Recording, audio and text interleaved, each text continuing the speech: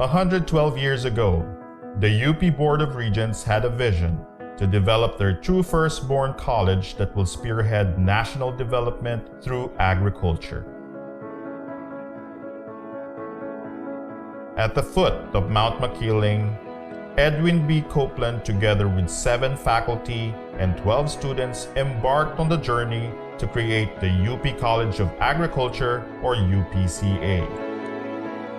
Through its 112 years of existence, the college has produced over 1,000 technologies and variety of plants and animals, 9 national scientists, over 30 outstanding young scientists, and more than 18,000 graduates contributing to agricultural development. UPCA, now College of Agriculture and Food Science, or CAFS, has been continuously contributing to nation building through its instruction, research, and extension function.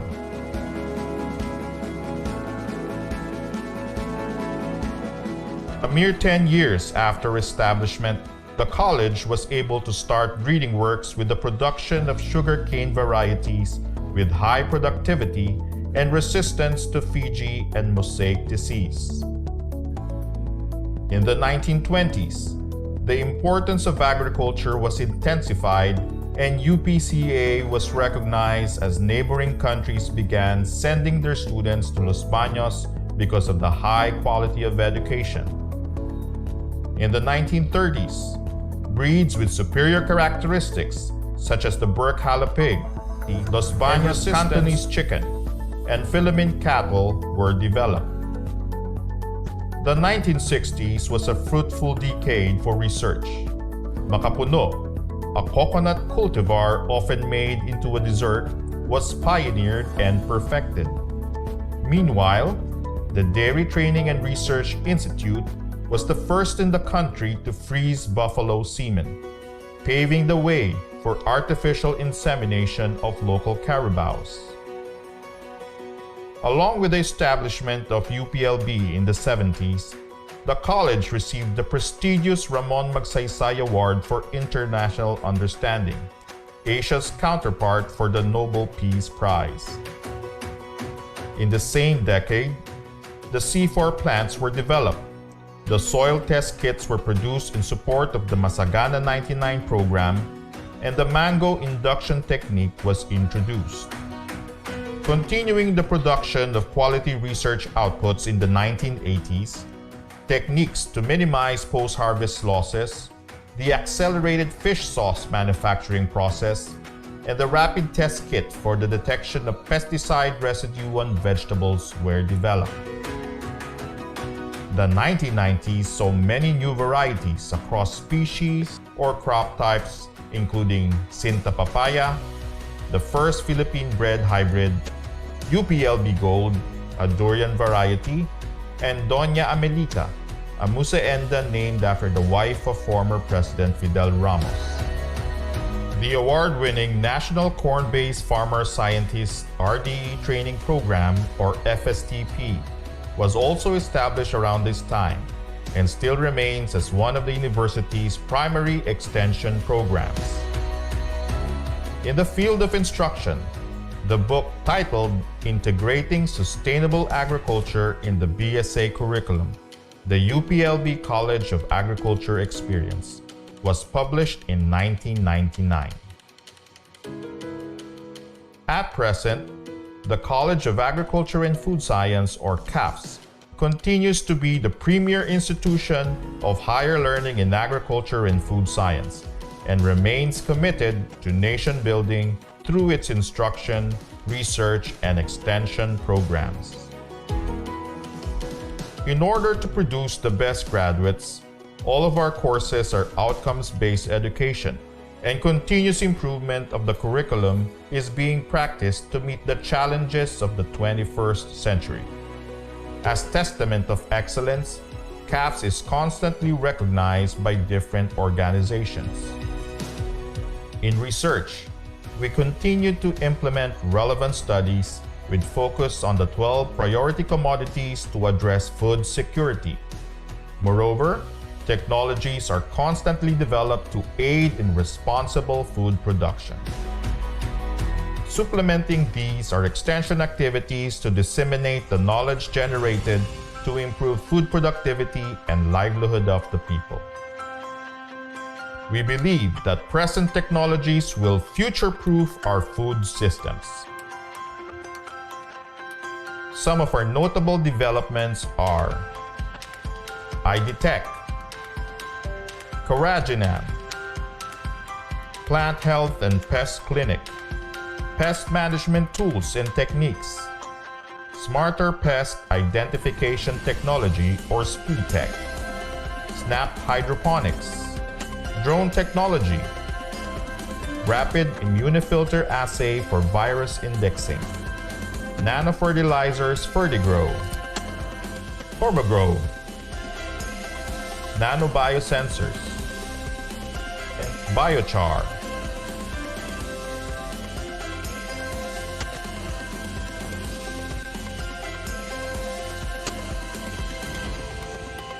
We at the College of Agriculture and Food Science will continue to promote and nurture a culture with innovative yet conscientious minds and cutting-edge skills to lead and serve the country and the region. We are one college with one goal towards sustainable food systems.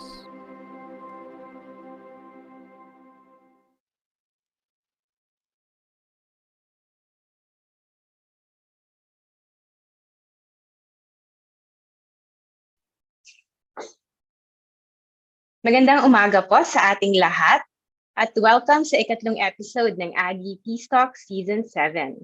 This season is all about empowering women for a food-secure future. So we feature different WANAs to share with us their perspectives and inspiring experiences in agriculture. Ito po ay handog sa inyo ng UPLB College of Agriculture and Food Science as part of a series of web fresher courses on rebooting agriculture in the new normal. Ako po si Charlotte Hagusohos mula sa National Crop Protection Center, ang inyong host for this morning. Sama-sama po tayong matuto at ma-inspire sa ating episode na ito patungkol sa indigenous knowledge in agriculture. So this webinar is live across different platforms. We are live here on Zoom, Facebook, and YouTube. Ilan lamang pong paalala. Ang lahat po ng participants na nasa Zoom ay muted by default for the smooth flow of our program. Kung meron naman po kayong questions for our speaker, mangyari lamang po na i-type ang inyong questions sa ating Zoom Q&A tab, or if you are watching via Facebook or YouTube, i-type niyo lamang po ang inyong questions sa comment section, and we'll be attending to your questions later during the Q&A portion. And of course, to receive your certificate of attendance for this episode, kailangan niyo po sagutan ang ating evaluation form. And ang link po sa evaluation form ay ibibigay namin later on, kaya manatili lamang po kayong nakasubaybay. At upang pasimulan ng ating programa, aking pong tinatawagan ng isang empowered woman mula sa National Crop Protection Center, ang aming Deputy Director, Ms. April N. Alviar, upang magbigay ng kanyang opening remarks. Ms. April.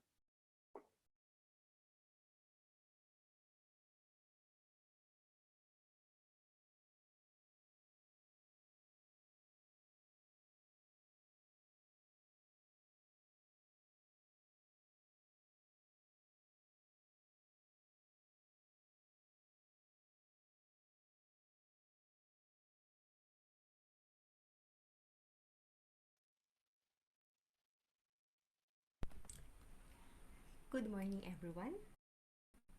I am very pleased to welcome our speaker, panelists, and participants to the Episode 3 of Aggie Peace Talk Season 7, Empowering Women for Food-Secured Future. Nowadays, women still face challenges that hinders the realization of their full potential. But I hope that through activities such as this, we'll be able to appreciate the crucial role of women in our society.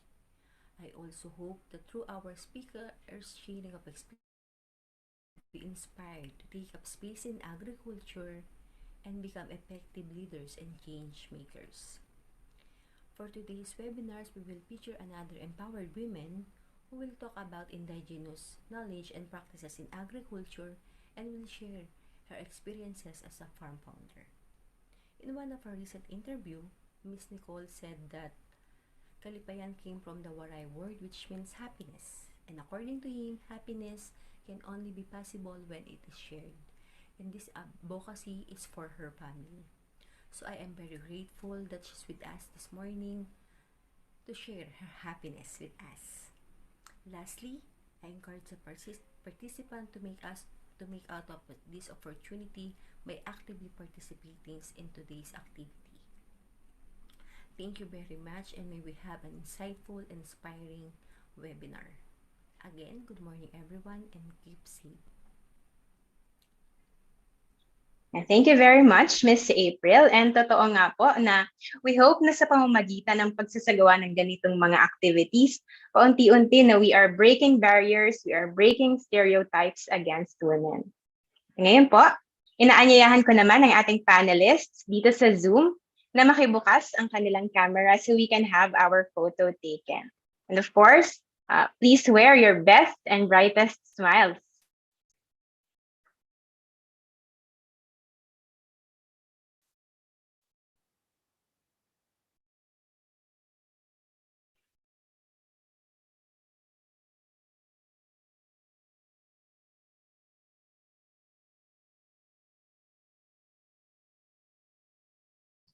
Ay, wait lang po.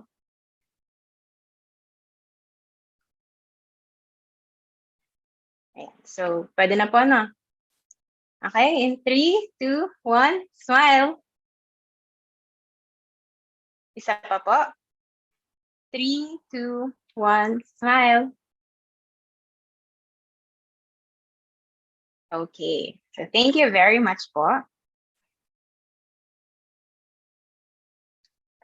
At tutungo na nga po tayo sa highlight ng programa natin sa umagang ito. Allow me to introduce to you our speaker for this episode. Our speaker holds national certificates in organic agriculture and agro-entrepreneurship, a bachelor's degree in political science from the Ateneo de Manila University, a certificate course in evaluation from the Management Systems International, and a master's degree in public administration, specializing in public policy from the University of the Philippines National College of Public Administration and Governance. She's a development specialist with over 13 years of experience working with the private and public sector and with international development partners to promote economic development and good governance.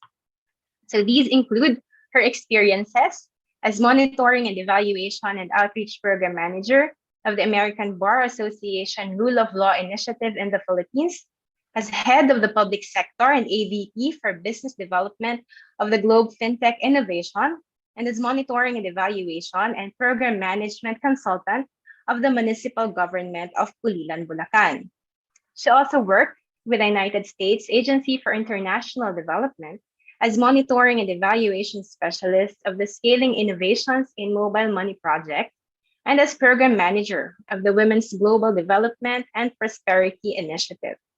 She is also a farmer and the founder of the Kalipayan Farms Agri Corporation, which aims to build integrated family farm communities for a holistic lifestyle for improved nutrition and wellness, resiliency, and profitability.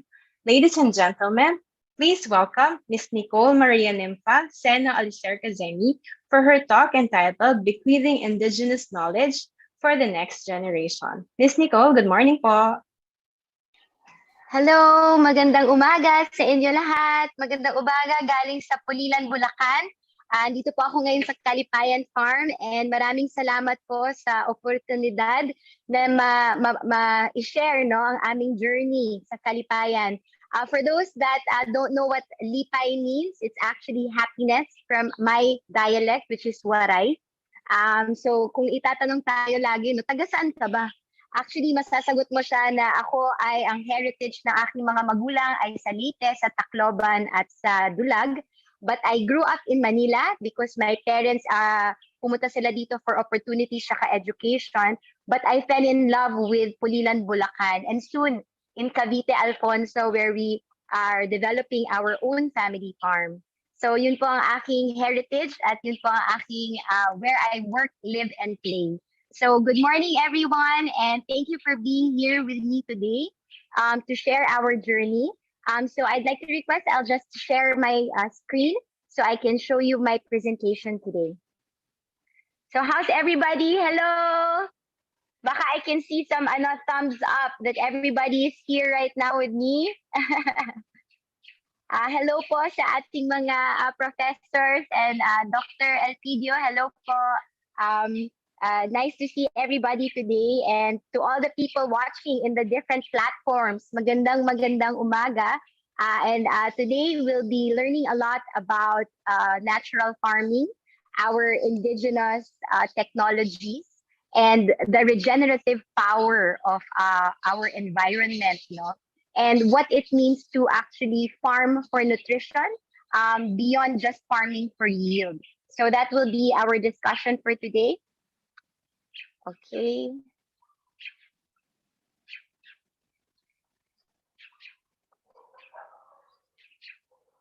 One moment.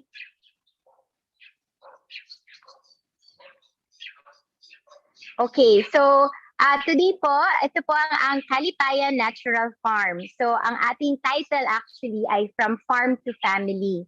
So naniniwala po kami na lahat po ng ating gawain dito sa ating farm ay actually tungkol, it's inspired and as an aspiration to go back to our family center, no? And our dream is to actually have healthy, resilient, and self-reliant farmers. So sa ating mga kababaihan today, malaki po ang ating role sa panaginip pangarap na ito at sa ating network, no, at sa tulong-tulong nating pag-collaborate, ito ay ating ma-achieve. And I'm happy to report that there have been a lot of positive gains na i-prove na natin ang kagandahan na idudulot ng sustainable agriculture. So, sino po ba kami, no? Para lang po may konting background, ang aming brand story ay actually galing po ito sa salitang Kalipayan. Kasi nung ako po ay bata, and I was growing up in Manila, my parents would actually speak their dialect, no? So, kasabot ako, guti ay I can actually understand, but not speak as well. Our food at home would be a mixture of different kakanins at yung mga paborito naming lechon, no, galing sa Leyte. So ang aming culture and values is very much anchored in the provincial life. And my grandmother that time actually brought this concept of a restaurant that showcased all of our favorites from our hometown now that we have been based in Manila. So we lived at the heart of a very busy city in Taft Avenue in Pablo Ocampo. And, because of the changes in environment, that restaurant closed. And I realized as now that I am already in my 30s and I have more access to resources and network that I need to give rebirth to this concept of good food, no, from my provincial life, and that it's something that fits better sa isang malawak na fresh air at bukid. So kaya po naibuhay namin ulit ang Kalipayan sa 2016 at actually it had a very interesting insight kasi ito po yung panahon na nagre-research po ako sa local government at nagsusubok po kami ng iba't ibang proyekto from nutrition, from technology, yung Tech for Ed, internet connectivity sa lahat ng barangay. So ito po yung mga innovations, kapartner po ang DICT, tsaka DOST, at ang ating mga international development partners para po magsubok ng mga solusyon, no, sa mga problems natin, no. So for example, ang Tech for Ed, kapag ang mga estudyante ay gusto mag-aral, nagkakaroon sila ng challenge sa pagbiyahe, sa allowance. So ang Tech for Ed, idinadala po nila ang lahat ng curriculum online.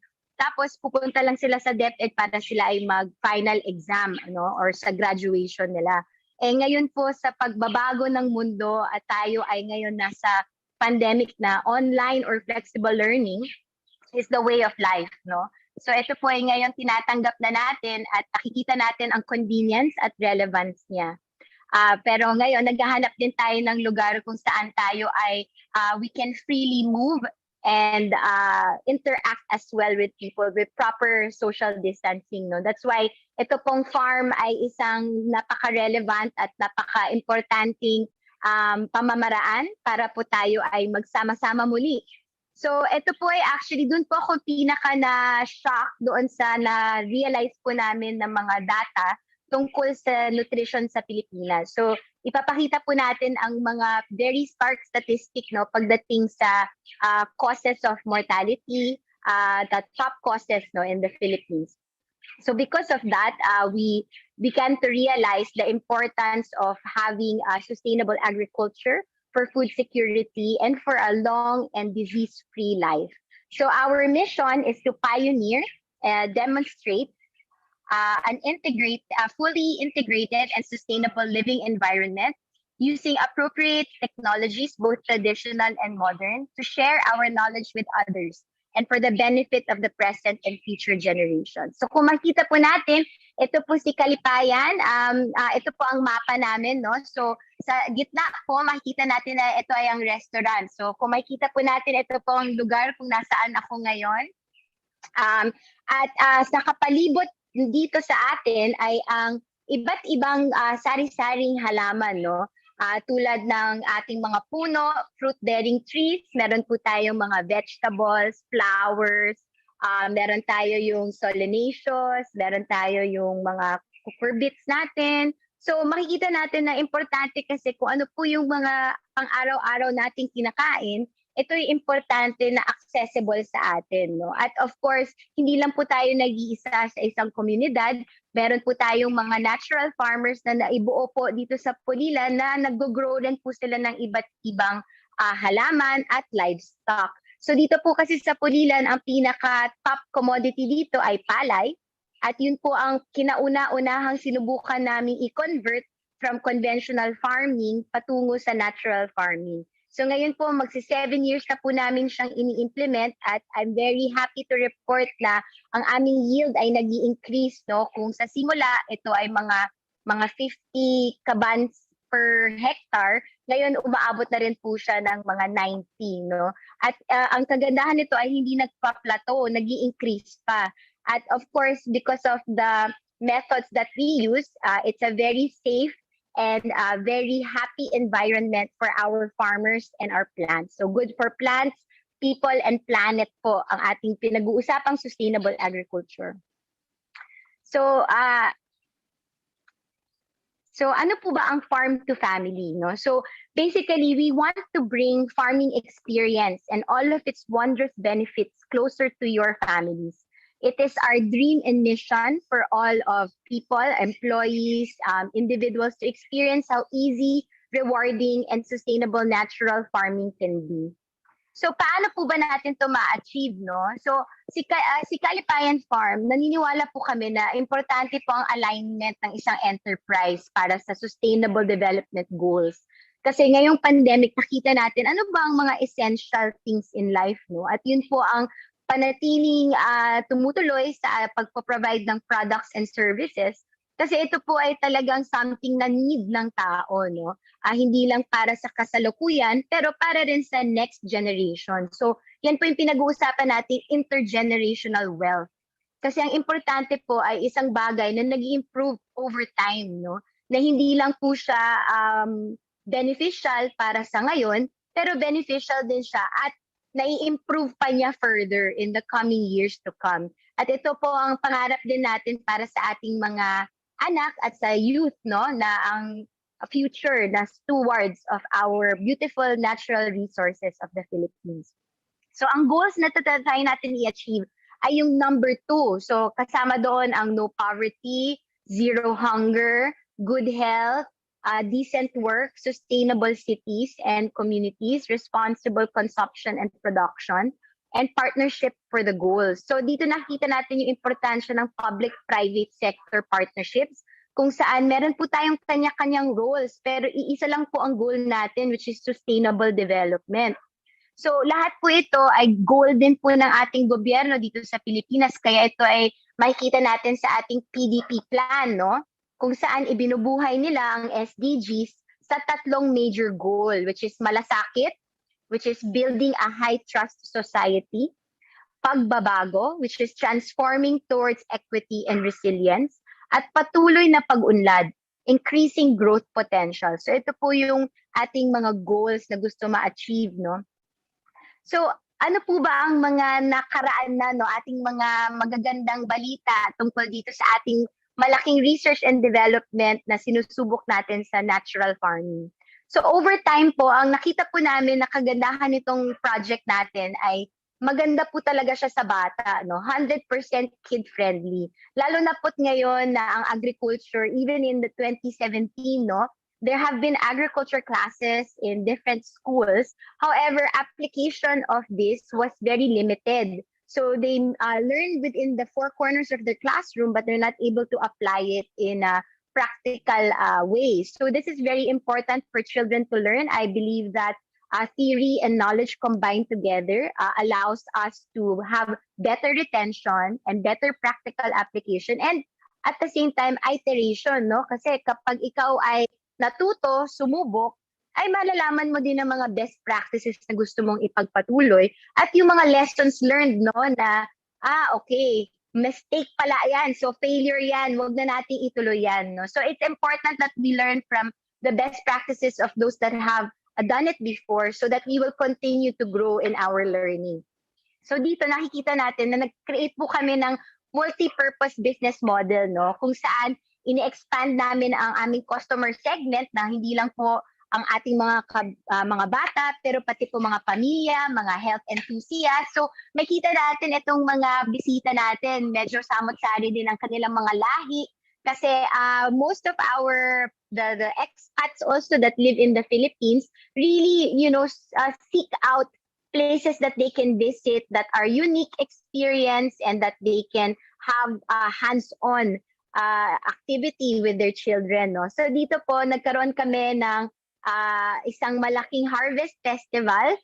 Dito lang po mga 3,000 square meter, actually malaki na po ito para sa isang vegetable field dahil po nag-crop rotation po kami, no? Kasi isa po yung technique sa natural farming na kapag ikaw ay nagtatanim ng isang klaseng halaman, dapat after that season babaguhin mo naman ang itatanim mo para hindi lang yung iisang nutrient na yon ang mawawala, pero ibabago mo ulit siya ng iba, no? So because we always plant rice, no, in this town, we decided that after that planting season we would intercrop it with some solanaceous plants.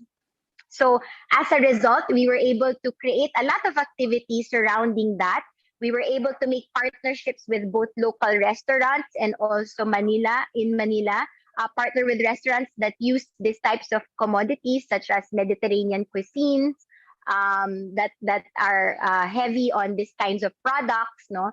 So, and we were able to create experience, no? So, imagine po ninyo sa mga ibang bansa, ang experience po doon ay meron silang malaking palayan, and then bigla na lang sa gitna kung may magandang restaurant, no? Kung saan nagsaserve sila ng mga masasarap na very delicious cuisine. At the same time, ito po ay ibang na-harvest din po doon sa farm nila. Kaya yung whole experience ay very memorable. So, makikita natin na kahit siguro mag-away kayo ng nobyo ninyo doon, kung makita ninyo yung view ng isang palayan, magbabati rin talaga kayo. So, the great thing about this is that you are surrounded by great environment that just allows your mindset and your mood and your energy to be at a very high tone, no? Just like nature. So here you can see that we created a pop-up table here at the middle of the vegetable field where we serve them bilo-bilo, we serve them our vegetarian dishes such as beans guisado, salad fiesta at the middle of our vegetable field, and we also harvested together with them mga sili, green sili para gawing dynamite, ganyan. So yung mga pamilya nating mga pagkain na paborito. At dito makita natin na may mga partner po kaming mga eskwelahan kung saan sila po ay kakain at magtatanim ulit, no? So meron po tayo dyan mga vegetarian burger, So i-convert po natin yung mga nakakagisnan into something more healthy and fresh and a delicious experience. Ito po yung example no ng aming harvest. Ito po yung ginanap noong January 26, 2018. At ito po ang natural farmers dito po sa Pulilan, Bulacan, si Kuya Eman Bundok. Siya po yung nasa kaliwa, no, naka-blue. Siya po actually one of our inspiration also because he was the one who actually started natural farming here. Nung kami ay natutunan namin ang magandang konsepto nito sa Davao, ito po ay pinasanay po sa kanya, no? At he was able to showcase the success kasi si Kuya Eman po, konting backstory lang, ang kanyang pamilya ay nagkaroon ng malaking calamity. Ang kanyang nanay, tatay, kapatid ay namatay ng cancer, no? Just eating food that they grow in their land. So because of that, he was already an architect, an OFW in Japan, and he was very dead set to learn how does this organic farming work. But before, it was heavily on just composting, but not on indigenous microorganisms. So binubuhay po natin ang IMO, no, ang ating good bacteria. So kung familiar po kayo sa yogurt or sa Yakult, ito po ay pag-create nitong mga indigenous microorganisms para po tumulong sa atin magbigay ng nutrients, ma-absorb ng mas mabuti ang nutrients, at ito ay napakita natin na kaya po niya ma-increase ang yield at immunity ng ating halaman. So because of this po, nagkaroon po kami ng magandang success. Si Kuya Eman po, sinimulan niya at nagkaroon siya ng 40% increase sa yield niya at naibenta po niya to sa Facebook nung time na yon. Kaya naging confident po kami at ito ay present namin sa 60 farmers at sa 60 po, 21 ang nagsabi, okay, i-convert namin ang 5,000 square meter hanggang 1 hectare ng aming lupa. So it was a total of 17 hectares that we converted. At kung malalaman po ninyo, nung taon na iyon, nagkaroon po tayo ng napakalaking calamity sa Region 3. Ito po yung Typhoon Lando. So, nung time na yun kasi sabay-sabay po kami nag-land prepare, sabay-sabay rin po ginagawa ang concoctions. Ang concoctions po natin ay mga fermented fruit juice, no, or plant juice. Ito po ang replacement natin sa tinatawag nilang abono or nitrogen fixer, no. So we converted it to just plant juice. So ang plants kasi marami pong nitrogen. So kapag ito ay chinap nyo, parang nagluluto lang kayo at hinalo sa molasses, nagiging liquid po ito in the span of 7 days.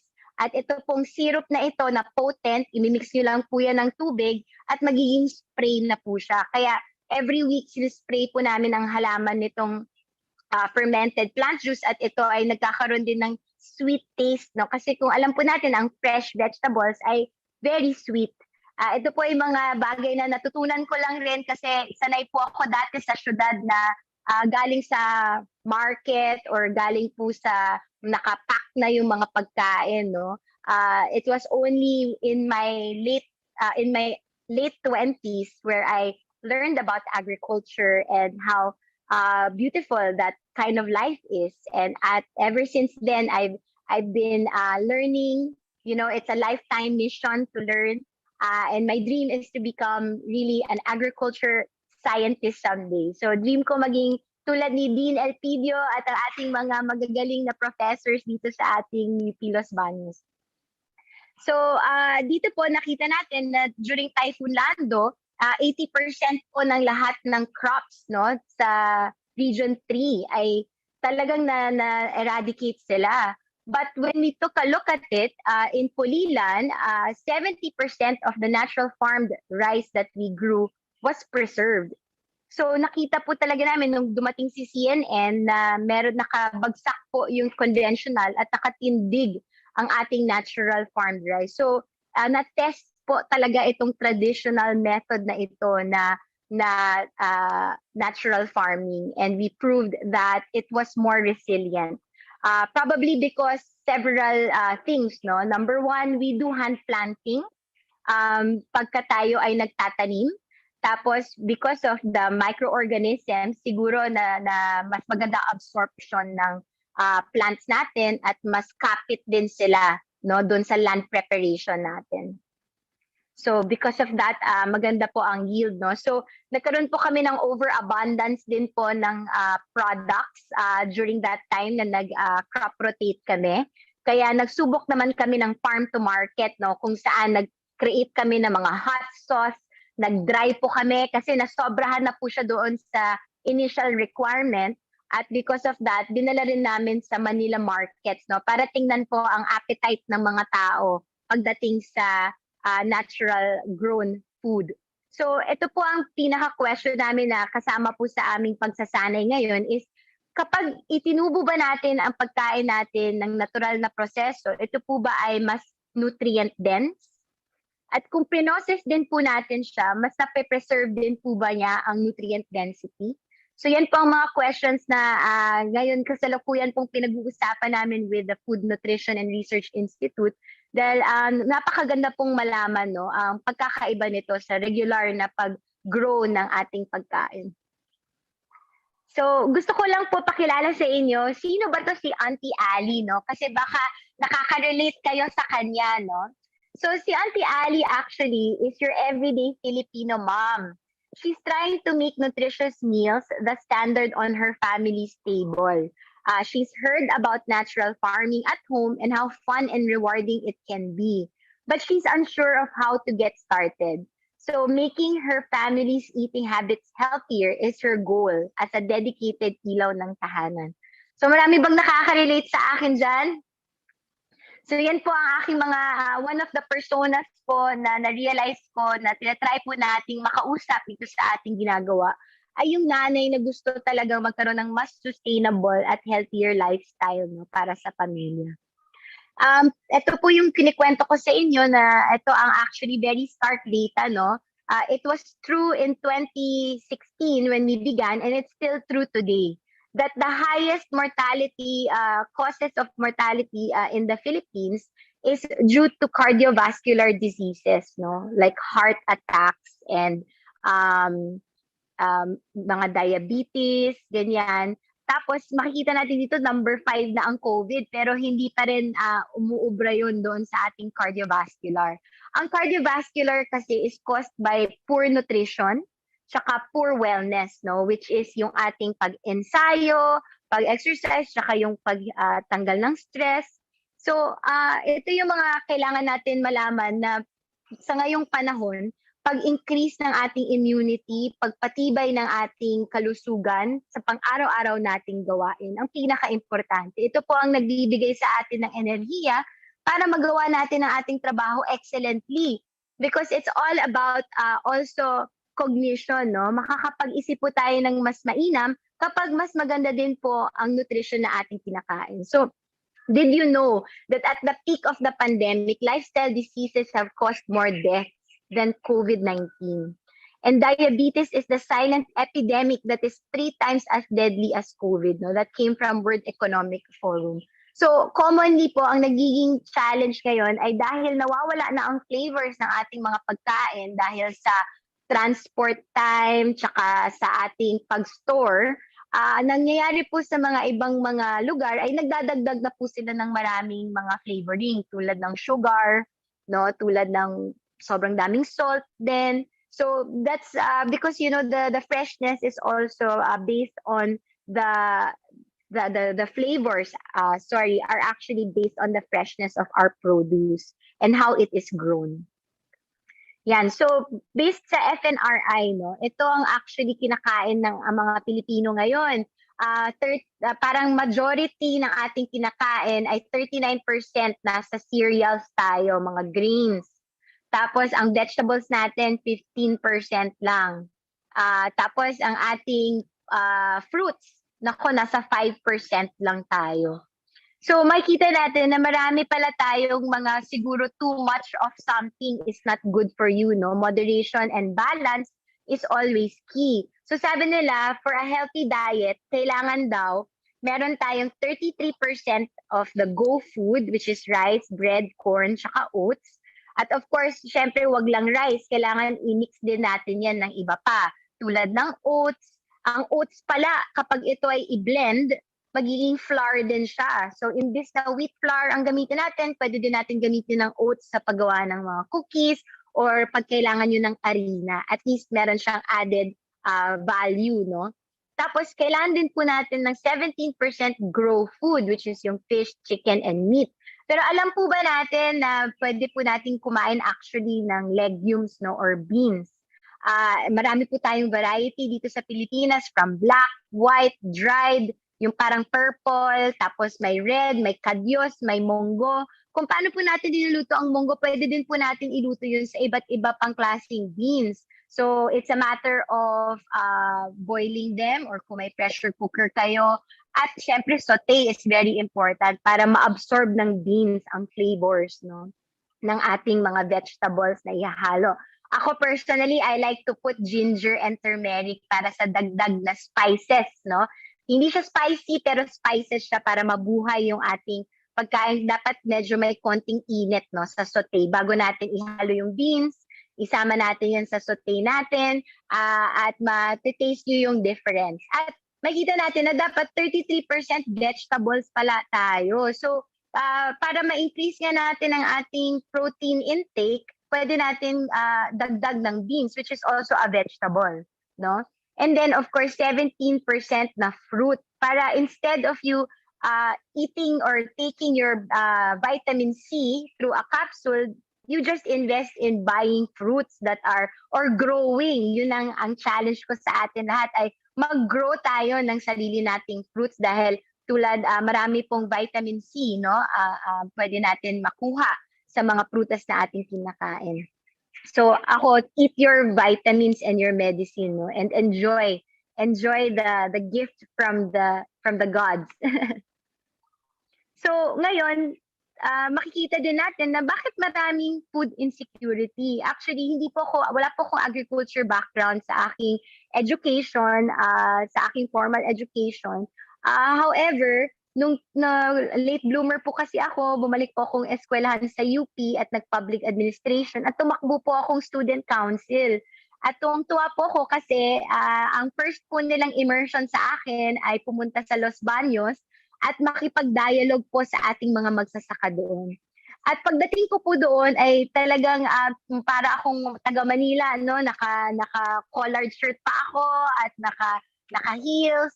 At napunta kami sa gitna ng isang bukid at nagbakas kami at kumain kami sabay-sabay. At doon ko po nakita na napakaganda po talaga ng Pilipinas. Napakadami nating natural resources. Pero habang kausap ko po ang ating magsasaka na siya ang nagli-labor every day para po tubuin itong napakagandang produkto at para po tayo ay ma-nourish, ay napaka-impoverished po. So sabi ko, parang may disjoint po tayo dito sa ating realidad. At syempre, habang bata ka minsan, naisip mo napaka-imposible ng ating pangarap na mangyari. Pero habang ikaw'y tumatanda, nakikita niyo po na meron po kayong a lot of network and a lot of experience na makita nyo na pag naniniwala kayo sa isang bagay, kaya nyong baguhin yan. Lahat naman po ng nakikita natin ay produkto ng pag-iisip ng isang tao. So kung sama-sama po natin itong maigawa, ay marami po tayong ma-achieve, no? So ang problema po ngayon sa Pilipinas ay masyadong marami pong middleman sa ating from farm to our table sa pagkainan, no? So as a result, ang farmers po ang pinaka-lugi doon sa proseso na iyon. Marami pong food waste, marami din pong gutom, at kung ang isang bata hanggang 4 years old ay hindi nakakain ng mabuti, nawawala po ang 20% ng productivity nila pag sila ay tumanda. No? Nasa stunt ang kanilang growth at undernourished po sila. And of course, poverty. So these are the real life challenges na nakita natin na nakagisnan ko. At ito po ang problema na gusto ko pong gawa ng solusyon, na maging bahagi po ng solution para dito. Predatory loans and lack of access of water, and they have to compete ngayon with new imports, no, from different types of ingredients that are entering the market. So there's a lot of challenges there, and this is what we hope to achieve through this form of farming. So ito po ang stark statistics na 25% of Filipinos rely on agriculture, 34.3 are considered poor and live below the poverty line. Small landholder farmers, still less than a hectare, comprise 99%. So karamihan po talaga sa atin ay mga maliliit na magsasaka. At average farmer's income is 8,750 per month, no, which is still below the defined basic standard of living. So this is the reality that we face today. And this is a long value chain in the process, but I believe that in the Philippines, we have a different brand of development, and it's very inclusive. Because tayo po, punong-puno po tayo ng maliliit na mga entrepreneurs. Even in DTI, pinapakita po ng data na 99% ng economy ng ating Pilipinas ay small, ay micro, small at medium enterprises. Sila po ang nagbibigay ng majority ng trabaho sa buong bansa. Kaya dito rin po sa agriculture, ganun din po. Puno po tayo ng maliliit na mga small shareholder farmers na meron pong mga 5,000 to from 1,000 hanggang 1 hectare lang na lupa. At nakikita natin na pag ito po ay mapatibay at mapalakas natin at mabigay natin ng mga tamang capabilities, tamang support, kaya po natin magkaroon ng inclusive growth for all. Yun po ang ating opportunity dito. Tapos natatandaan nyo ba ang mga panahon na ganito? Ito po ay isang litrato ng isang ating national artist, si Amor Solo, kung saan itong mga kababaihan at ating mga matipunong mga lalaki ay nagtatanim sabay-sabay. Napakaganda po ng itong litrato na ito kung saan nakita natin ang ating mga barot saya at ating mga hats. At masaya tayo doon sa ating environment na nagtatanim sabay-sabay. Actually, madalas meron pa pong nagigitara dyan, no? Kasi kasama po yun sa oras na sabay-sabay natin ipa-plant or sabay-sabay tayong magpupunla, sabay-sabay tayong mag-harvest. So kaya po may tumutugtog lagi dyan. So ganun po ang buhay nung nakaraan, no? At pag nagluluto tayo, we use very, very basic, simple techniques and tools, no? So here, pinapakita ko lang po ng ating pagkain actually ay galing sa very great influences such as Malay, Spanish, and Chinese, no? Na ang Pilipino, magaling tayo mag-adapt. Kaya yung natututunan natin sa kanila, ini-indigenize natin siya based sa ingredients na available sa atin. At we use very good techniques that allow the flavors of the food to come out. And because we are lush with natural resources, we freshly harvest these ingredients, whatever is available in the seasons, and we cook them and serve them in our tables. So, ang common natin is just boiling, steaming, roasting, at stewing. So, this is the use of vinegar sa ating mga kilawin na pagkain. So, makita natin na ang ating values actually bilang isang mga bilang Pinoy ay very rich in culture, no? Because we are attached to our environment and we are very resourceful in the techniques that we use. Kaya yung mga lumang paraan ng pagluluto ay mga clay pots, grill, inasal style, no? So makita natin ang napakagandang dalaga na ito na nagluluto sa ating clay pot, no, kung tawagin dati. Tapos we have mga traditions tulad ng sausawan, no, to partake is actually to create sauces that even add more flavor to the simple but proper techniques of cooking, no? So dito tayo ay nagiging creator at eater at critic, no, sa ating pagkain. At pakikisama, no, we always value eating together abundantly. We always want to eat sabay-sabay, no? That's why we always offer to eat together. So ito po ay magagandang values, no, na ating kailangan itaguyod bilang isang komunidad. So naniniwala ako na very regenerative ang ating culture, ang ating environment, and it's just a decision to do it today, no? So regenerating our native cuisine, our indigenous ingredients naturally bring back gardens, farm kitchens, and family solidarity, no? From preparing our ingredients, washing, slicing, at ang final culmination ay ang paghahanda ng ating table at ang pagsaserve nito, buffet style, no? At ang ating pasasalamat sa ating pagkain na will nourish us and bring us all together to share stories with one another. Yan ang chismisan natin na maganda, no? Kasi ito ay nagdudulot ng magandang pagkakataon na mag-connect at mag-share ng ating mga gawain sa isa't isa. So, gusto ko lang ipakilala sa inyo si Miss Doreen Fernandez. Siya po ay pumanaw na pero napakaganda po, lasting change. Ang iniwan niya sa atin, mga essays na i-describe no, ang napakaganda at napaka-global na kultura ng Pilipino pagdating sa pagkain. Philippine indigenous cuisine is alive and well in the provinces where the ingredients are always available, inexpensive, and sometimes even free. The flavoring sauces and dips, patis or fish sauce, bagoong or shrimp paste, and calamansi are used alone or in combination to fine-tune even foreign food to local palates. So makikita natin ito ang ating masasarap na pagkain from rice no na iba't ibang kulay. Ito po ay mas mataas at rich ang nutrient niya no at low sa sugar at carbohydrate. Kilawin no ito alam ko paborito natin to lahat with gata and vinegar konti, yan, mga coconut vinegar, then meron na siyang dagdag na flavor. And of course, the vegetables that, we don't commonly see are, the red beet na napakasarap ng flavor. Very earthy siya. So sabi nila, yun po ang pinaka-healthy nga eh. Sa buong mundo daw, our food is actually regarded as very healthy. Ang mga influences naman po ng mga fast food, at saka yung mga marami pong mga processed food, ito po ay actually pop culture, no? Na idala sa atin, pero hindi po ito indigenous sa atin. At kung malaman natin ang preservation process kasi medyo mataas ang sodium niya. So kung bibilangin mo yung sodium na in-intake mo for the day, yun ang importante, no? Dapat eat with your heart in mind lagi.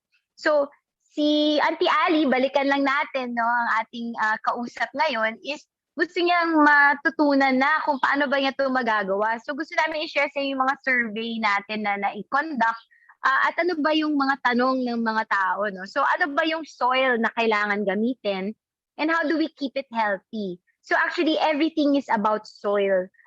Importante na ang nutrients actually ay galing doon at yun ang dapat natin pinapa-improve over time. No? Kaya ang soil analysis, sinasabi sa atin kung may pH balance ba siya kasi pag masyadong acidic, mahirap po tumubo ang halaman dyan. At kailangan lagi natin to ini-enrich no, gamit ng processes like crop rotation and intercropping, tsaka yung paglalagay ng mga tinatawag nating mga different vermiculture or yung ating ipa. So para siyang granola compost kasi iba-iba yung type of parang textures na nandoon sa ating soil. So ito, marami pa tayong matututunan dito and ako personally, I'm still learning about soil management because there's a lot of science behind it. And that's where the Department of Agriculture, we have a doctor of soil management that you can actually reach out to learn more about that and how to test it, how to manage it, what to apply to it naturally. And of course, how organic is organic? Ano bang ibig sabihin nun? And which veggies ba ang pwede mong itanim? So it really depends on where you are. And if you have a good soil, everything can grow in it. That's the first step then. And mahal ba siya? At short ba ang shelf life niya? So ito ang mga common questions po pagdating sa farming. No? But in farming kasi, you learn, but mostly you do. It's the practice po, no? It's a observation, trial and error to see what works and what doesn't work. And to always record to see ano ba yung mga observations ninyo. Kasi bawat halaman, meron silang sariling karakter, meron din silang bumibisita na mga insects, no? Kaya yun yung kailangan natin. Alam mo, kunwari, ang cauliflower, dito po sa Bulacan, hindi po natin yan mag-grow all year round. Nag-grow lang siya during Christmas time kasi medyo malamig yung panahon. Tapos meron siyang particular pest na dumadating every 7 a.m. So yun yung kailangan mong antabayanan, no? Para hindi mo kailangan mag-apply ng kahit ano na pumapatay din ng good organisms naman around, no? So yun po yung science dito is that you actually observe and apply your measures in a preventive way. So instead of using your pesticides, you use, coconut milk, mix that together with water. You can actually use that as a prevention kasi parang nagiging oily siya and they just slide off, no? Some people use also sili para medyo may pagka-spice dahil ayaw nila yan, or pwede din natin lagyan ng herbs, no, sa gitna ng bawat halaman para parang nadi-disorient yung insect at aalis na lang sila. So ito yung mga, alam mo yun, ito yung mga nagagawa mo pag ikaw ay nasa garden at ino-observe mo at ito ay part ng routine mo every morning, bago uminit yung panahon, tapos babalikan mo sila ulit pag sunset na, no? So it's a time of meditation, it's a time of nurturing our plants, and it's also time to nurture ourselves actually. So I feel most at ease and most relaxed when I'm actually in the bukid. At yun po ang pinaka-productive use of my time kasi ako ay nag-grow ng masarap na pagkain para sa pamilya. So doon po sa survey na aming kinonduct, nakita po namin na sa 71 respondents po, 100% po sa kanila ang nagsasabi na gusto nila ng sustainable development, natural farming, tsaka mahilig silang mag-outdoor activities. Mahilig din sila magluto, at ang pinaka-inspiration nila ay ang family nila. So they want a better life for their family, and they want to spend more time together cooking and doing outdoor sports. So 44% mahilig mag-grow ng food nila. 44 din interested mag-garden. Ang range po ng age nila ay 35 to 44, at they really support local. Gusto nilang masupport ang micro, small, and medium at makita na nag-grow itong mga enterprises dahil sa suporta ng binibigay nila bilang customers. At gusto rin nila, they're influenced by the quality of vegetables. So, importante talaga yung quality, no? Yung malalaman nyo naman kung paano tinubo ang isang halaman dahil hindi naman sa ganda lang ng kanyang kutis, pero yung kabuuan niya, no? Yung kanyang taste, flavor, kasi minsan don't judge a book by its cover, 'di ba? Sa France po, ang mga halaman nila hindi ganoon kaganda, pero pag i-prepare mo siya, kainin mo siya, napaka-flavorful. At marami po sa ating mga respondents ay nagtatrabaho. So busy din sila, no? Kaya gusto nila something na nagagawa nila habang nasa bahay sila. So ano bang importante na meal? Importante ang breakfast. So dito papakita namin sa inyo ang mga iba't iba naming pine-prepare. Ito, alam ko, familiar kayo dito sa ating bilo-bilo. Puno siya ng root crops, ng gata, ng prutas, at napakasarap niya. Ito naman po ang salad fiesta namin kasama ang edible flowers, may nuts, may dried fruit, may vegetables, may pang-fresh, no? Kaya may pipino or yung wild small cucumber. Kung nakakita na kayo, napakasarap niyan pagka bigla na lang may extra fresh pop yung ating pagkain. Tapos malagyan natin ng kasoy or kung ano man yung available nuts ninyo dyan. At of course, yung dressing, importante, na fruit-based din siya. No? So, makikita natin na ang breakfast, kailangan samot-sari siya ng grains, kasama din doon yung ating fruits, kasama din doon ang ating konting protein. So, yun nandun yung legumes or kung ano man beans ang available. At ito naman ang lugaw natin, no? So, mapa-flavor mo na yan just by ginger, onion, garlic, at saka onion leeks na napakadaling itubo sa ating bahay, no? Kahit sa ating condominium or sa ating garden, ang onion leeks, very good. At napaka-flavorful niya kapag i-mix mo siya sa adlay, sa rice, or sa pasta, no? So, ano ba ang goal natin? Ang goal natin is health. So, H for higher cognitive performance, which means improved memory. So, lahat po na ating kinakain ay magko-contribute po sa ating cognition, no? Sa ating sharpness ng utak. Kasi hindi po natural yung maantok ka pagkatapos kumain. Ibig sabihin, hindi maganda yung kinain mo kasi food is supposed to give you energy and lasting energy. Hindi yung panandalian lang. Tapos E for encourage to eat healthy, so you are less likely to get sick. So when you eat, you actually boost your immunity. When you eat well, you also, parang kung merong mang virus dyan, lalampasan ka lang niya dahil masyado kang strong, hindi mo siya ma-absorb, no? Tapos A, adequate intake of nutrients, providing you with energy and nourishment for school or work. And that's very important for our children, no? That they eat well. Kasi even they actually look for certain flavors and taste. Like, nagtataka ako minsan yung mga bata na mahilig sila sa parang pink na drinks. Tapos narinig ko, actually, mulberry is a juice, no, that you can make because mulberry trees are so beautiful and they can grow even in pots. and you can actually harvest those very nice grape-like fruits, and it's very good antioxidant, no, and the children will love it most of all. So, lagi nating isipin sa natural farming, iniisip na natin, ano ba yung natural na alternative nito? Na mas mataas ang nutrient at di ka matatakot kasi para yung medisina, no? Pagka-process ng isang bagay or nalagyan na ng mga pesticide, meron kang ang good na nakuha, pero meron ka ding bad. So, parang naging zero ka lang rin, no? So, yun yung mga importante natin isipin. Kaya, bago natin ipasok sa ating mouth ang ating pagkain, isipin natin, ito ba ay nakabubuti sa akin at ako ba ay lalakas dito? So siguro ang challenge natin is how do we live well and delicious at the same time? So thankfully, cooking is a skill that anybody can learn, just like farming. So the willingness is the first step, and of course, the availability of ingredients, which you can grow yourself as well. And then next is L, which is lower body mass index, to control your weight.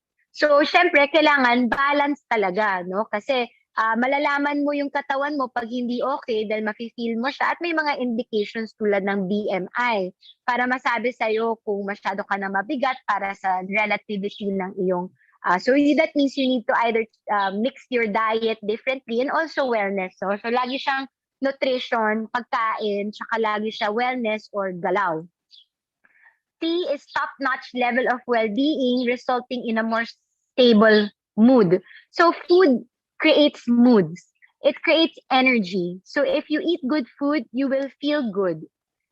To put it simply, no? So when you eat good food, it feeds good bacteria. And when you eat bad food, it feeds bad bacteria. And we have trillions of bacteria in our gut or our stomach. So it's very important that we feed it with the good ones. And then H for higher quality of life, making you feel inspired, nourished, and refreshed all day. So yan ang health goals natin today.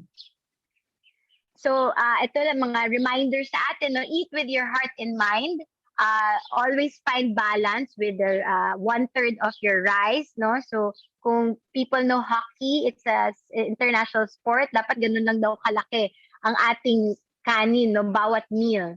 And then 2 to 3 ounces of meat, fish, and then use measuring cups so that you know exactly how to balance your food if you're having some challenge with it. Always eat fruits and vegetables. I have to emphasize, yun po ang pinaka-importante sa immunity boost at masarap pa. O, di ba? O, ano ka, winner ka dyan. And then, of course, select whole green lagi. Always opt for the colored rice or pasta kasi meron po silang extra dagdag na nutrient. No? Kasi sa white po, natatanggal na po yung brand kung saan nandun yung mga very good nutritious elements natin. No? And limit yung mga unhealthy fats. So kung may access tayo sa mga magagandang oil tulad ng avocado or mga nut oil, yun po ang i-favor natin. Kasi ang oil, pag masyadong madami, makaklog po ang ating katawan. So sana na-inspire ko kayo na i-start ang journey ninyo sa natural farming. Simple lang po, everything starts from a seed. Just like us, ito ang seed of thought. So we need to plant these seeds in a good environment, which is our soil. Once we do that, we will be able to grow our food naturally. And once we are able to grow this food, we can start cooking, no? So plant a seed, grow, and cook good food at home because good food always starts at home. Ito po yung mga aming actually products and services is actually, we want to help people start their own farms. But to do it, you really need to learn more technically, no? That's why together with the help of UP Los Baños, we'll be able to identify good way to learn at the same time practice it, no? And create outputs or outcomes immediately para kayo mismo nakikita ninyo yung proseso na yun. Importante po talaga ang mindset coupled with principles of, alam niyo po ba yung homestead?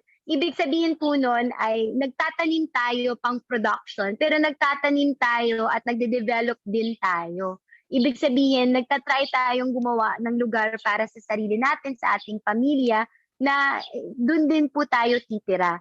So yun po yung gusto natin, no? We want more development in the rural areas, hindi lang po sa syudad. Kasi lalo na ngayong pandemic, you can work from any part of the country. So imagine ninyo, nandun kayo sa probinsya ninyo, sa Antique or sa akin, sa Dulag. At ang tanawin ko ay dagat at ako ay nagtatrabaho online. No? So this is very, very good. And I'm happy to report na the government together with other partners are working to increase internet connectivity and reduce cost of logistics para sa mga agri-entrepreneur dyan. Nako, napakaganda po talaga ng future ng agri-entrepreneurship dito sa Pilipinas sa tulong ng ating academe, sa tulong ng ating Department of Trade and Industry, tsaka Department of Science and Technology. Masuportahan po nila kayo para ma-grow pa ninyo ang pag-develop, pag-process, pag-produce ng natural na ating mga resources, no? Yan. At of course, mentorship is key. Yun po ay importante sa ating ginagawa. So, ang learning po kasi is something that we do by practice and also from learning from one another. Ito po yung aming mga sample, no, na dito po kasi sa Kalipayan, people come here, they actually have a day experience of a farmer, no. So, we begin with some malunggay pandesal, and some welcoming lemongrass tea to start your day so that your body is prepared, no, as it consumes for the day. And then after that po, mag-harvest po kami ng vegetables nila para sa salad fiesta at saka yung mga beans. At ito po yung linuluto namin at nag-serve kami ng classic tasting menu kung saan binubuhay namin ulit yung mga pagkain na nakagisnan na natin, no? Parang we're trying to remember the food we used to eat before, which is, you know, it's a pumpkin and vegetable soup, ganyan. And then we play condiments, no, habang sila ay kumakain in a structure that is upcycled and recycled. Ito pong structure ng Kalipayan ay mga lumang mga wood, no, galing sa mga riles, sa tutuban. At ito ay binuo namin ulit para po mabigay ang konsepto ng regeneration, no? To remember our glorious past as a nation, and that's where we want to be, and that's where we want our children to be as well. So if we begin it well, then it will develop even better in the next years to come. So we want to teach people about eating good food by the healthy recipes and the ingredients that come from the farm, and also to learn about what nutrients you are able to eat, and also learn techniques kung paano palabasin pa yung nutrients saka yung flavors ng pagkain. So ito po yung mga example na nagawa namin over the course of time. May mga duck farmers po tayo, so ginawa po namin ng Iberian duck. No? Ito ay marinated ito ng herbs and spices overnight at slow cook po siya. Kaya napakasarap po. Yung lahat ng flavors niya nagmi-mix. Tapos may lemongrass. Tapos ito naman po yung vegetarian burger. Ginagamit po namin dito ay banana blossom. No? Pwede nyo pong gamitin yun para sa, and it has a very delicious flavor and meat texture. No? And then we have vegetarian lasagna, kung saan gamit lang po dyan eggplant, real mushrooms. No? If you grew up with just button mushroom sa can or cream of mushroom ng Campbell's, pwede nyo na pong baguhin yan at marami po tayong access sa oyster mushroom. Pwede rin po kayong mag-grow niyan sa inyong bahay at i-convert siya into your own mushroom cream sauce. No? And thank you for digital learning at ang dami pong mga YouTube at mga nag-share ng kanilang recipe na pwede yung i-imitate at sa kanyang baguhin, no? Base sa flavor nyo dahil unique yan sa inyo. Tapos meron po akong coco puto na galing po sa Leyte pa na talagang from a small business lang po siya at sinusource ko siya dahil napaka-paborito ko. Iba po yung pagkagawa niya eh. Parang kalasyo, na-ferment din po niya. Ito po yung gisado beans na aming piniprepare. And ngayon po, dahil yun sa pandemic, nag-create kami ng Soil of the Earth Kit kasi hindi po makarating dito yung mga tao. So, gumawa kami yung aming mga farmer, nagkaroon ng additional revenue stream kasi gumagawa kami ng soil. Inalagay namin siya sa isang container ng coco coir, which is gamit po ay coconut husk. At lalagyan po namin ng seeds. Ito po mga papel na ginagamit namin, recycled na po ito. Tapos, pwede rin po lagyan ng seeds sa loob para lahat talaga ay recyclable, compostable, reusable. And then, meron po tayong seed pencil na gagamitin natin doon sa ating at-home natural farming worksheet. No, kung makita nyo, may brochure tayo dyan kung ano ba ang ating natural farming at mga recipes ng concoctions na pwede sa halaman. At sinusupport din natin ng mga artisans sa paggawa ng mga weave, no, yung mga bariw, pandan at buri. So para at least at the end of the day, wala po tayong iniiwan na kalat at lahat po ay environmental friendly. So a business that is sustainable and mindful at the same time. And learning po talagang importante sa atin. So ito po yung sample niyan. At tuwang-tuwa naman po ang aming mga kliyente kasi nga dahil ang ganda ng soil, kahit ano pong i-plant ninyo doon, tutubo talaga. So you have to really invest time to learn about that soil. And ito po ang aming contact information. So ngayon po nandito kami sa Pulilan, Bulacan at soon we'll be in Region 4A. Feel free to contact us po if you have any questions. I'll be happy to answer them po. Thank you very much for everyone's time right now, and I'm happy to hear about your own stories. I'm happy to connect and collaborate as well.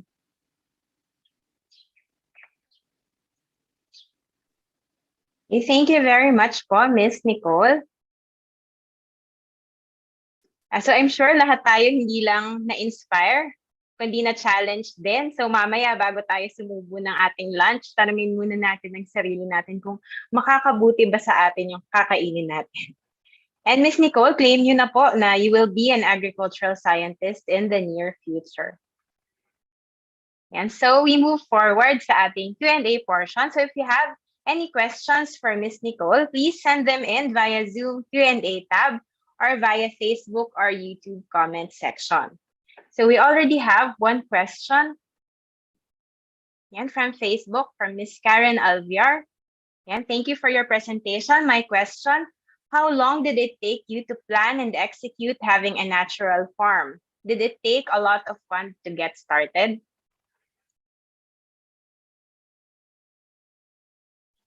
Sorry. Thank you very much, Karen, for that question. So, in the beginning, when we started this in 2016, it was about just an idea, no? So it really depends on what your plan is, on what you want to do with your farm. Actually, I encourage and recommend to everybody to start small. Now that I have about 6 years of trying to learn this, and sa simula talaga, puro siya gastos kasi you're still trying it out eh. And at the same time, iba-iba po yung concepts ng bawat tao. Iba rin po yung kakayanan, tsaka iba rin po yung parang technical expertise na available sa kanila. So because of that, it could vary in terms of your implementation. But typically, ang na-realize ko po ay importante yung may maganda kayong planning before you start. Kasi with every dream, it has an equal peso value. So at the same time, kunwari ang space ninyo, 4,000 square meter, for example. Importante alam niyo yung space ninyo. So meron po kayong kailangan gawin, which is yung topography ninyo. Kailangan niyo po siyang aralin para at least alam niyo yung water source niyo, saan ba yung areas where you can plant your vegetation, ano ba yung mga puno na available sa inyo. Kasi syempre, pag masyado maraming puno, hindi siya best place para sa vegetation naman. So may structures ba kayong gustong ilagay, like gaano kalaki yung bahay or kitchen na gusto nyong ilagay? Ano ba yung goal niyo bilang isang pamilya? Gusto niyo ba ito maging agritourism spot, bed and breakfast, may coffee, ganyan. So kailangan ilatag ninyo yan bilang isang pamilya. Ako naniniwala talaga ako sa consultative process. Para sa ganung paraan, everybody is a stakeholder and everybody has ownership and they're all motivated to achieve it. So once you write that all down in a farm plan, you break it down. And then from there, makita ninyo, kasi pag meron na kayong plano, which is yung topography nga po, napaka-important, ay mabe-breakdown ninyo yung mga materials na gagamitin nyo bawat section, no? So I suggest i-face din ninyo yan, no? May facing siyang involved para hindi po kayo nape-pressure kasi ang farm development takes time. Kaya magandang binabalanse yan sa production at development para at least meron kang source of income. So I suggest na, one of the things that we want to demonstrate right now is within a 300 square meter, how much can you plant? Using the different techniques available in natural farming, from intercropping, crop rotation, ano po ba yung kaya natin gawin. No? So, based on studies and models, kaya daw maka-earn ng 30,000, mga ganyan. Pero sa aking experience, kailangan ma-demonstrate muna yon. Kasi ngayon, sa aming pagsanay, when we did our 3,000 square meter of just 4 different plants, no, it was about 50,000 in terms of investment, but we were able to gain back double that, no. So it was very good kasi in natural farming the inputs go low, no. It's more just labor intensive. And you know, if you're a good and hardworking farmer, you can handle one farmer for 1 hectare. Pero syempre, di naman tayo lahat experts, kaya kailangan natin ng support. So at least 3 people na learning pa or ganyan. So, kaya po talaga siya, no? Pag masusi po ang ating pag-a-apply ng ating mga concoctions, doing our observations, yun po ay ma-achieve po natin siya. And of course, marketing is a different subject also. That's something that's very important and will determine how much profit you will make. So for me, it's very important you start your farm planning, identify what resources you need. Meron naman po yan peso value para at least sa pagsisikap ninyo, meron kayong motivation. Para to sa kasita number 1. Okay? Kikita ako nito at magsisave ako nito para ma-achieve ko yung budget ko para dyan. Or ito, para to sa gazebo, para to sa restaurant or sa cafe or sa production area ko. Yan. So very important na natatranslate natin ang ating farm dream into an actual peso value, which is you know, a bill of materials that you can easily identify once you have a plan and a blueprint that all of you as a family can see, no, as a reality. Maganda kasi yung nakikita, 'di ba? Nakapaskil sa wall para, you know, that's how you make dreams happen when you see it all the time. So I hope I was able to answer your question. Hindi ko lang masabi na black and white ganito siya kasi na meron siyang variables na kailangan ma-consider. So it's really about your plan and what you want to achieve. But typically you can start small, you know, within maybe a 500 square meter, and make investments that way. Maybe start with 50,000 and see where that may go. Okay, so let me also read, may mga comments din po tayo. So from Facebook, sabi dito, very interesting talk and very relevant. So thank you daw po, Miss Nicole from Sir Sophonias. Yeah. Another question po, ano po yung challenges na na-experience ninyo when you founded Kalipayan? At alin po dun yung, so far, yung pinakamalaking challenge for you? That's a wonderful question. So, you know, for me, I always see challenges as also entry points for innovation, no? Kasi 50% of the solution comes from the problem. So I don't get discouraged when I have challenges. In fact, I use it as my next action item to do. So the challenges that I have right now, actually, at the onset was initially the techniques and the learnings. Kasi when you actually try it out, may practice kayong gagawin. At habang ginagawa niyo siya, mas marami kayong malaman na anong gagawin ko pag ganito naman yung nangyari? Or paano ko siya mape-prevent? Paano naman yung recording? Kunwari nag-fail yung, alam niyo po ba na yung mga seeds na ating binibili or pinoprocure, kapag 50% po doon sa packet ay hindi nag-grow, ibig sabihin, hindi po okay yung grupo na yun at pwede po kayong mag-request ng refund. Hindi nila to sinasabi, dinideclare na pwede mong gawin, pero actually, dapat gawin ninyo yon, no? So, may mga ganong challenges, no? Tapos, yung iba pa is yung sa recording kasi ang kagandahan sa agriculture, bawat input, pwedeng mag-increase ang value. So, ang seed, nagiging seedling, nagiging pwedeng i-transplant, tapos nagbe-bear fruit, tapos ipoprocess. So, importante yung yield mo in the process, di ba? Tapos siguro yung challenge din natin dyan is yung inputs kasi take time to prepare din. So you have to make time to prepare the concoctions. Kaya maganda rin kung meron sigurong cooperative na nagmamanage na nun para you can also focus on production, ganyan. Yung next naging challenge din is yung techniques talaga, no? Kasi iba po yung practical techniques na trial and test nyo na at nag-work siya. So yung mga naging stumbling blocks ko na is yung mga pest management or paano pa ba i-further improve yung soil ko Kaya po ako ay naparating na po sa UP Los Baños at ito po ay aming pinag-uusapan is paano natin ma-systematize no, yung process ng pag-alam at pag-practice at pag-measure ng results of what we do. And how can we document it and share it with others so they don't need to go through the same mistakes and that they build on top of your best practices and then create their own and then share it again. So that's the goal of not stunting development, is sharing what we know, because ideas just keep on growing and the basic knowledge should be for everyone, no? Yan. So yun po yung mga challenges na encounter at ngayon sa tulong po ng ating DA at tulong ng UP Los Baños, ito po yung tinatry na po natin din i-address, no, by the creation na rin of organic agriculture I think department in UPLB. Talagang mas sinasanay kasi ngayon po sa ating klima, medyo nasa yield pa kasi tayo dahil hindi pa natin na-meet ang food security natin.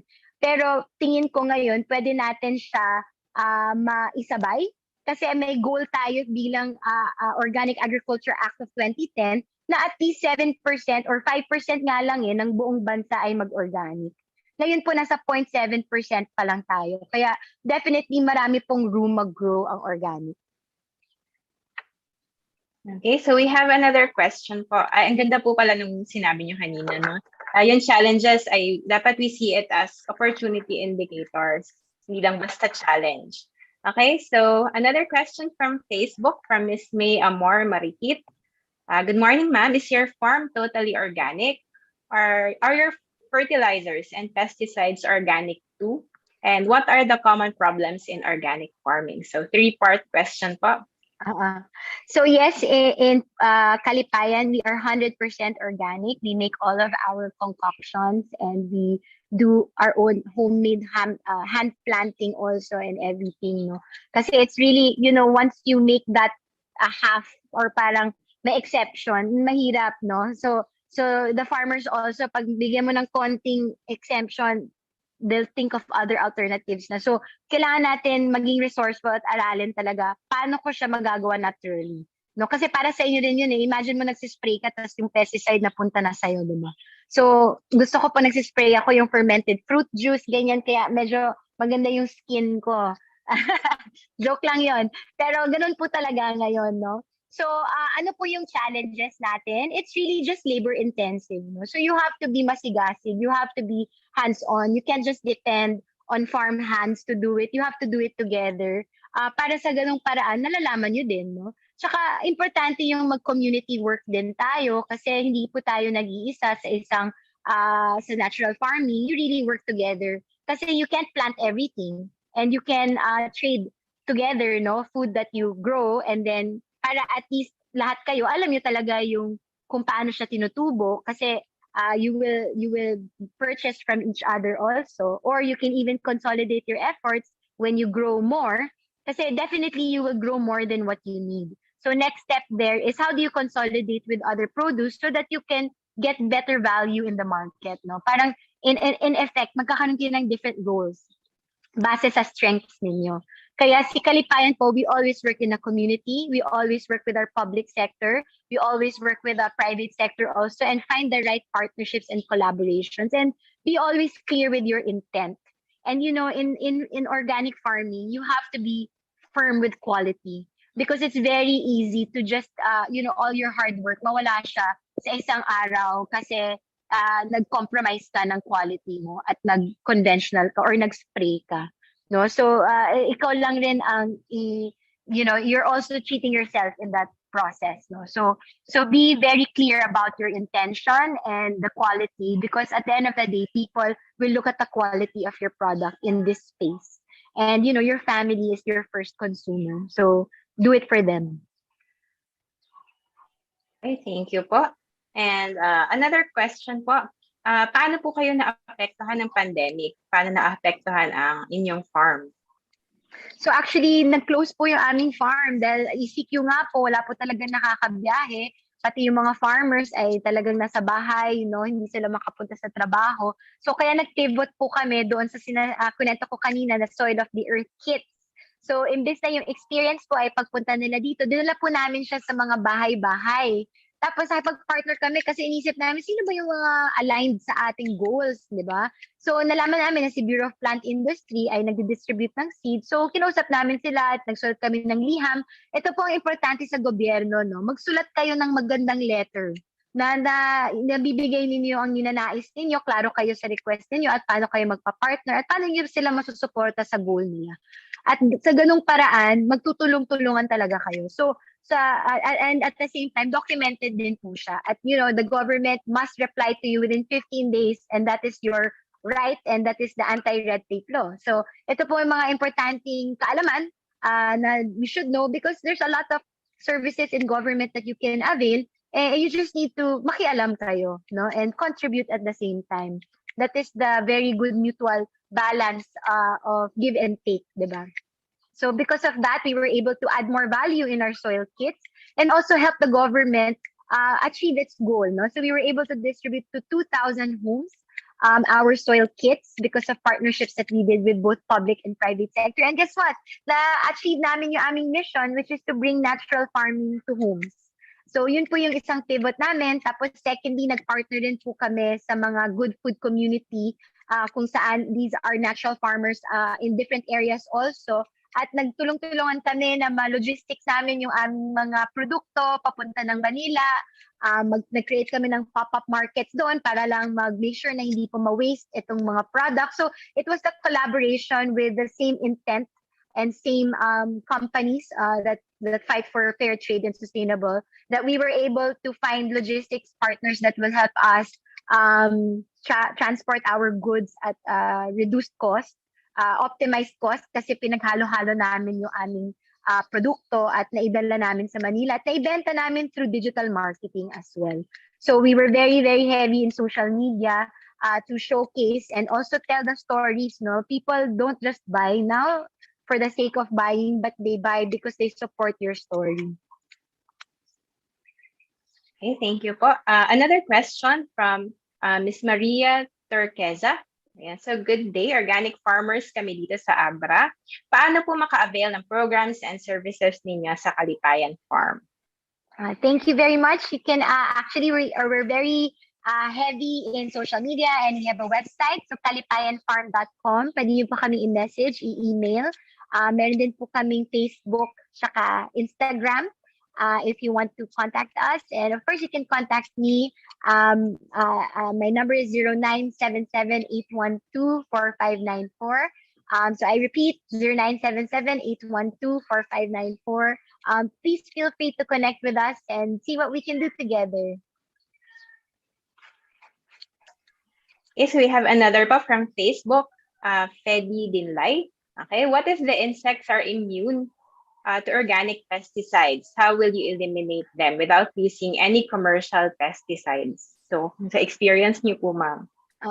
So interesting yung na ibig sabihin nag-adopt na yung insect doon sa sinispray ninyo. So far thankfully parang wala kaming na-encounter na ganun na challenge yet. But we did notice that yung hardship sa continuous na pagpo-prune, pagdidiweed, these are very regular labor-intensive processes. Pagdating naman sa insects, yan po yung kailangan na natin ng more specialization. Kaya kami, ang tinatry namin talaga preventive. Yung parang before pa siya mag-attack, tinatry namin i-make sure na nasispray na namin like yung mga coconut milk na kunento ko po sa inyo, tsaka yung biopesticide gamit yung sili. Yun po yung mga ginagamit namin na parang effective naman po siya ngayon. Okay po. So, ayan, share ko lang. We have been receiving mga comments na it's very encouraging daw po ang inyong talk. So, again, thank you very much, ma'am. And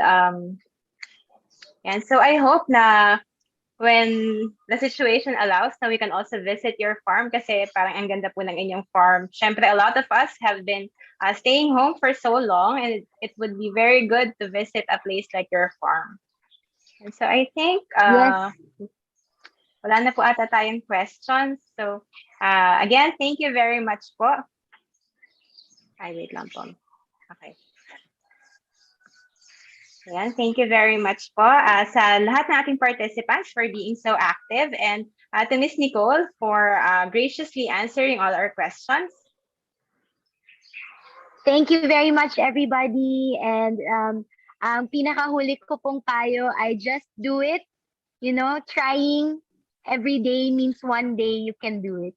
And every day is a delay not to invest on good food for yourself, for your family, and for the next generation. Thank you po for that challenge.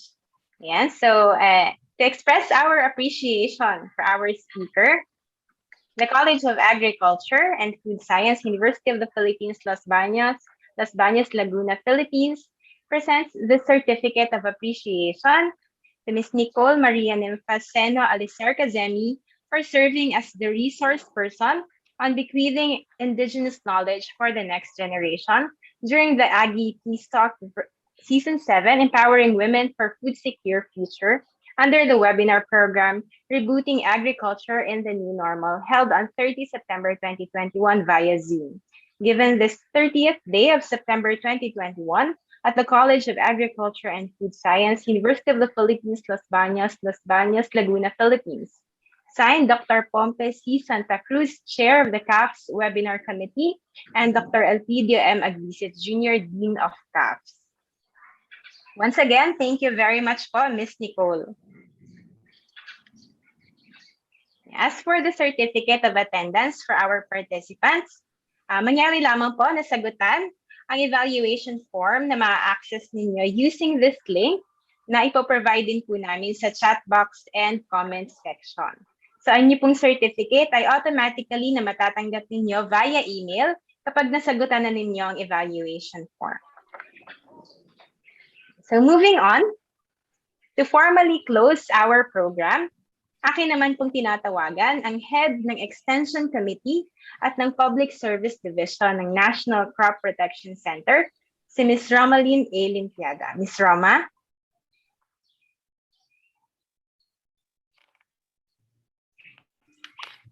Thank you, Ms. Charlotte, at good morning po sa bawat isa.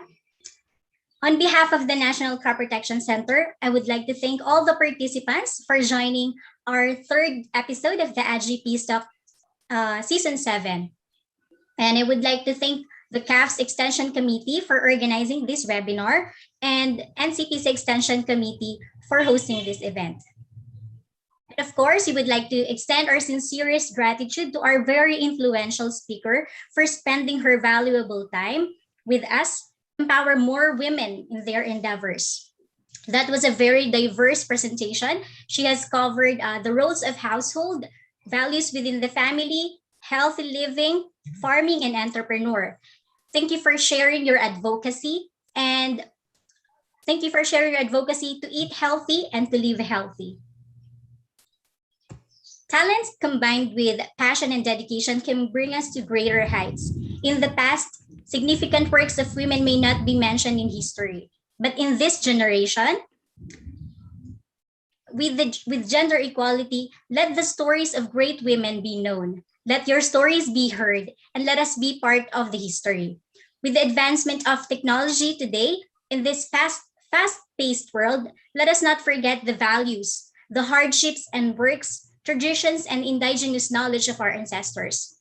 Instead, let us regenerate them and enrich them and take them with us in this era. We women of this generation are more privileged, so let us take advantage of these opportunities. Kaya, Juana, tayo ng umaura. Sabi nga ni Miss Nicole, just do it. Again, thank you very much and good morning po. Thank you very much po, Ms. Roma. And lastly, inaanyayahan po namin kayo na dumalo sa susunod na episode ng Aggie Peace Talk Season 7 na gaganapin sa October 5, 2021, 9 a.m. via Zoom. Mapapanood niyo rin po ito sa Facebook page and YouTube channel ng College of Agriculture and Food Science. So a talk entitled Seeding Love will be given by Dr. Mary Ann P. Sayok, Public Affairs Lead of the East-West Seed International. So you may register through the link or QR code na nasa screen or visit the UPLB CAF's Facebook page for the details. So that is it for episode 3 of the Aggie Peace Talk Season 7. Thank you very much and have a great day.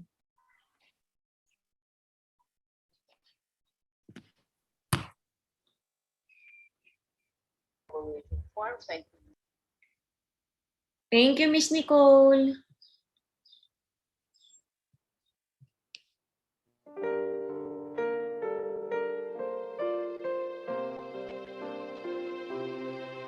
Hail college dear, thou learning's fountain, head of worth untold.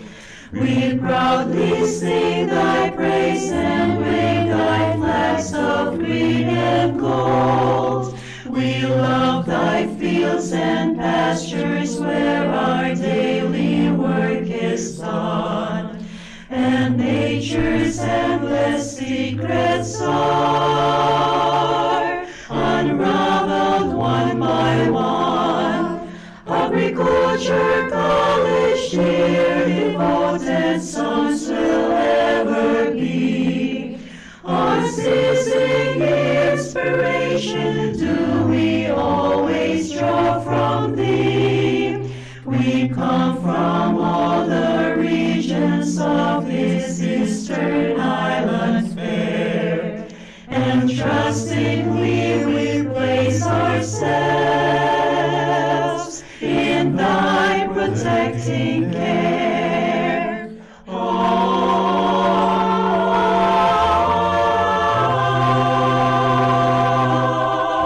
With Mount Makiling standing guard in its majestic hue, and Laguna's placid waters lending splendor to the view. With clouds of sunshine, there is no place more charming, blessed with God's more bounteous gifts. Agriculture college dear, devoted sons will ever be. Unceasing inspiration do we always draw from thee.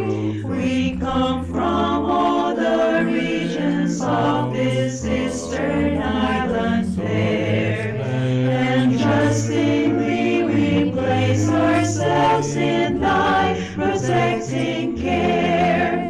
Agriculture college dear, devoted sons